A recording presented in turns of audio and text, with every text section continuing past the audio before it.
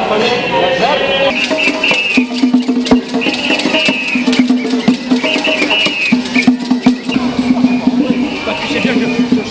y a une espèce d'avenir dans la voiture, mais nul peut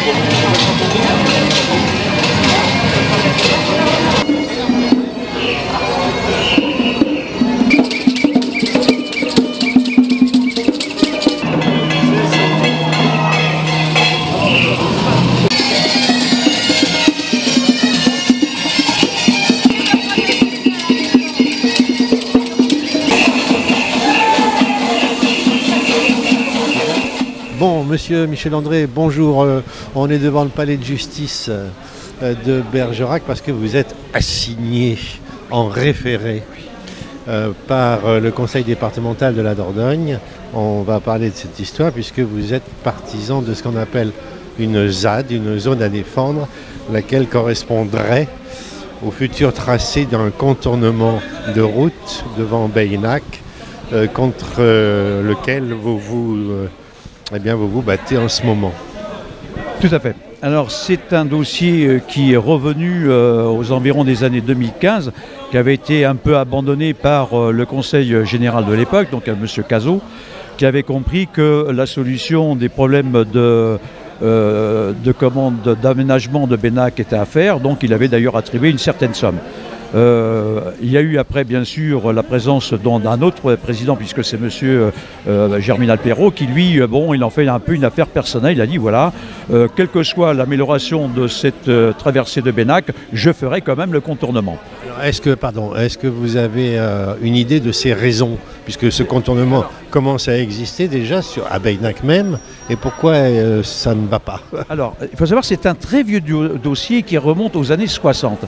Il y a eu à l'époque, et très justement, il fallait essayer de désengorger le département. Donc il a été prévu un certain nombre de choses, entre autres, effectivement, de faire un relais rapide, par exemple, sur la 89, pour qu'il y ait un désengagement du département. Ça fonctionne puisqu'il y a à peu près 2000 véhicules en moins qui traversent la Dordogne. Après, bien sûr, il y a eu des améliorations qui ont été faites, par exemple, dans certains villages. On a doublé, par exemple, une voie, et on a fait en sorte, effectivement, que ça circule un peu. On est quand même dans un département essentiellement touristique. Donc, il ne faut pas s'étonner qu'entre la période du 14 juillet et du 15 août, il y ait énormément de monde dans le département. C'est pas long, mais c'est important. C'est important, et à partir de là, si vous voulez, il n'y a pas simplement que Beynac qui, à un moment donné, a des effets, de ralentissement. Donc voilà. Alors, on est dans un projet. Ce projet, il y a des solutions alternatives qui sont proposées, elles ne sont pas retenues.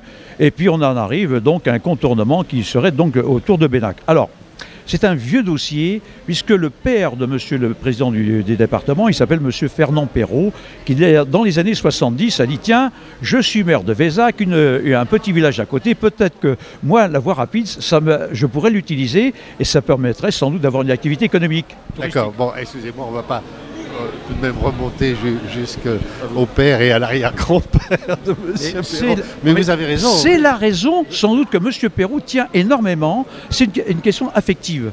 Okay. Il tient absolument. Je ne connaissais pas cet aspect. C'est une promesse que voulait faire son père et que lui, en fin de compte, il reprend le flambeau. D'accord, c'est très bien. Alors, ceci dit, on vous reproche quoi? Occupation de propriété privée, c'est ça? Alors, exactement. Qu'est-ce qu'on nous reproche? D'abord des délinquants, bien sûr. Alors, on occupe illégalement un terrain appartenant au conseil départemental. C'est vrai qu'on occupe un terrain. Pourquoi? Parce qu'on s'est rendu compte qu'il y avait des travaux qui commençaient dans une zone où ils vont donc préparer cette voie rapide. Et nous, on a regardé, on s'est rendu compte que c'était fait sans autorisation. On est dans un périmètre où il y a des bâtiments classés. À partir de là, quand il y a des bâtiments classés, il doit y avoir des demandes de travaux, des autorisations. Cahier des charges. Tout à fait. On s'est rendu compte, tout ça, il n'y avait rien de tout cela. D'ailleurs, on a porté plainte au parquet. Vous voulez dire que le conseil départemental a décidé ces travaux sans aucune concertation des gens concernés? Alors, non. Ils ont commencé les travaux sans autorisation. Et on a dit, mais qu'est-ce que c'est que ce truc? Et quand on est arrivé à la coupe de la Noyeraie, d'abord l'arbre c'est la vie, on a dit, mais il y a quelque chose qui se passe. Et par exemple, la coupe des noyers, 45 ans d'âge, ça a été fait par une entreprise, aucune signalisation sur la route, attention, travaux, rien. Les gens qui travaillaient, aucune mesure de sécurité, attendez, il y a un cahier des charges, vous avez raison, normalement ça doit être dans le cahier des charges, la sécurité des gens qui travaillent, mais aussi la sécurité des gens extérieurs. Je parlais aussi de concertation parce qu'aujourd'hui, même si ce n'est pas dans un cahier des charges, ça fait quand même partie des mœurs politiques normales. Le gros problème, c'est qu'effectivement, on n'a pas de concertation avec le président du département.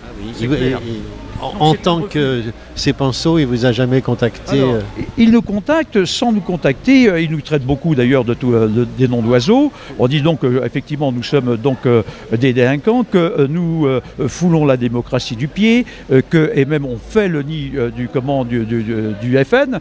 Bon, ça c'est des choses inacceptables. Comment voulez-vous commencer une discussion sérieuse sur ce genre de choses? Il n'a pas téléphoné? Pas du tout. Non. On s'est rencontrés le 27 où on a dit bon voilà, il accepte ces réunions. C'était sur une base. En fin de compte, il a essayé de nous amener sur une autre en nous insultant. Bon, on a demandé, nous, un moratoire. On a dit, voilà, quelle est la raison de ce contournement? C'est parce qu'il y a un ralentissement à Benac pendant une période à peu près de 4 semaines, 5 semaines. Bon, laissons finir les travaux d'aménagement qui vont se terminer donc fin juin. Voyons le résultat. Voyons le résultat, on se met autour d'une table. Donc, on a une période donc estivale. Laissons voir aussi une période hivernale. Et après, il y a ce qu'on appelle la loi sur l'eau. Il y a la loi sur l'eau. Appliquons la procédure de la sur l'eau. C'est-à-dire que donc c'est étude d'impact, c'est enquête publique, c'est après, je dirais, l'avis de la commission. On aura une expérience. On aura une expérience. S'il s'avère que, par exemple, la préfecture donne un avis favorable avec un arrêté préfectoral d'autorisation, eh bien là, c'est Cepenso, avec les gens qui font partie du collectif, on pourra faire un recours. D'accord, très bien. Ce moratoire courrait jusqu'à la fin de 2017 ou un peu plus? Non. Normalement, nous, ce qu'on a demandé, c'est qu'il puisse courir au moins jusqu'à la fin de l'année prochaine, enfin pas de l'année prochaine, de la fin touristique donc de l'année prochaine, c'est-à-dire 2018. C'est-à-dire avec y compris donc l'enquête publique, l'étude d'impact et tout. C'est-à-dire que ça c'est obligatoire. Alors très bien, que pensez-vous qu'il va se passer aujourd'hui? Il y a les arguments juridiques, vous les avez, vous avez un avocat, comment ça se passe? On a un avocat, monsieur Maître Dacier. Donc on va voir, nous je ne sais pas s'il va demander le report, sans doute, voilà, on va essayer. Nous ce qu'on veut, nous, c'est qu'effectivement il y a un certain temps de réflexion, qu'on puisse voir éventuellement le président du département pour dire voilà, il faut se mettre il faut discuter, mais pas discuter, je leur dirais, si c'est pour nous dire de toute façon je ferai mon contournement, quelle que soit la décision de qui que ce soit, ça c'est inacceptable.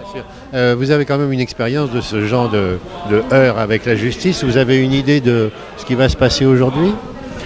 Je vous dis, est-ce qu'il y a un report? Je ne sais pas. Nous, on souhaite effectivement qu'il y ait un report. On souhaite d'abord de ne pas être condamné à quoi que ce soit. Ça, c'est la première chose parce que... Ça consiste en quoi un référé exactement? C'est-à-dire que c'est une urgence. On considère qu'on présente vraiment, je dirais, ce qui est marqué d'ailleurs, un trouble gravement l'ordre public et la vie sociale. On a régulièrement, pendant qu'on occupe ce territoire, un territoire qui appartient au département, donc payé avec nos impôts quand même, on a régulièrement la visite de la gendarmerie, des services intérieurs qui viennent prendre le café avec nous. Alors si effectivement c'était gravement l'ordre public et la vie sociale, ils ne seraient pas avec nous. Je pense qu'ils seraient en face de nous et nous délogeraient. Donc on n'est pas du tout dans cette situation. D'accord. Vous êtes aidé par pas mal de monde, on les entend hurler là. Ça va venir, il va y avoir du monde. Parce que si vous voulez, on peut ne pas partager éventuellement, je dirais, notre combat. Ceci étant dit, il y a un respect par rapport aux gens qui mènent ce combat. On mène un combat dans la légalité.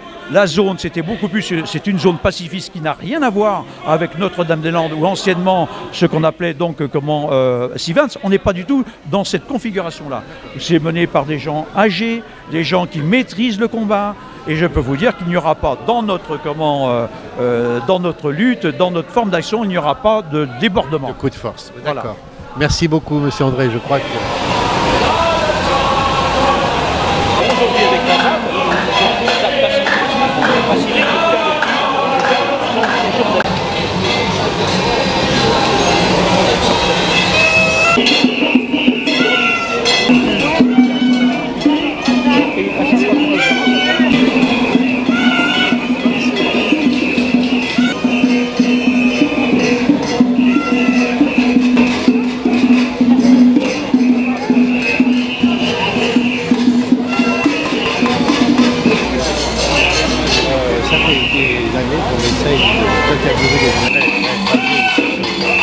Lui aussi, on essaye de l'avoir depuis...